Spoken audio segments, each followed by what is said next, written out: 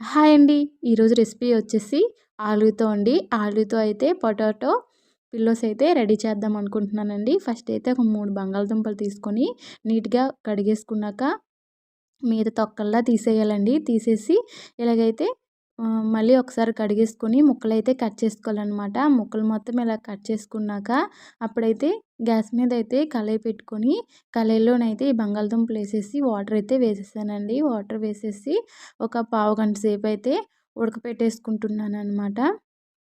ఇవైతే ఒక పావుగంట ఉడకబెట్టుకోవాలి.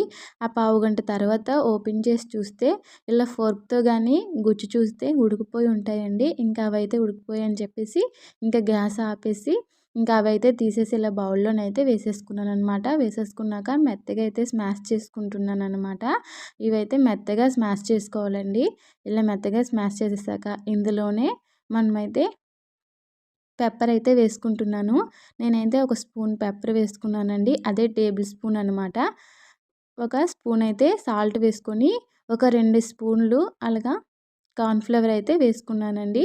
కార్న్‌ఫ్లవర్ వేసుకున్నాక ఇంకొక 2 స్పూన్లు బియ్యం పిండి కూడా నేనైతే వేసుకున్నానండి. బియ్యం పిండి వేసేసుకొని బాగా కలిపేసుకున్నాననమాట. నేను కారం ఏమీ వాడట్లేదండి. కారం వాడితే రెడ్‌గా వచ్చేస్తుందని చెప్పి నేను కారం అయితే వేసుకోలేదు.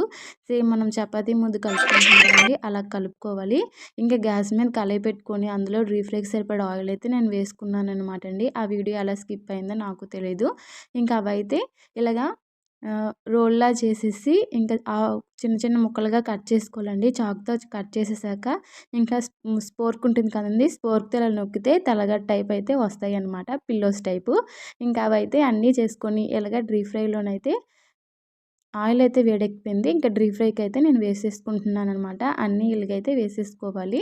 ఇవైతే గోల్డెన్ కలర్ వచ్చే వరకు వేపుకోవాలండి. అప్పుడే కరకరలాడితే లేదంటే మెత్తబడిపోతాయి. ఇంకా గోల్డెన్ కలర్ వచ్చే వరకు ఇలా వేపుకొని సాస్‌తో తింటే చాలా బావుంటుంది. పిల్లలైతే ఈవినింగ్ స్కూల్ నుంచి వచ్చేసరికల్లా నేనైతే ఇలా రెడీ చేశాననమాట. వాళ్ళకి కూడా చాలా నచ్చింది. నా వీడియో మీకు నచ్చినట్లు అనిపిస్తే మాత్రం ప్లీజ్ సపోర్ట్ చేయండి.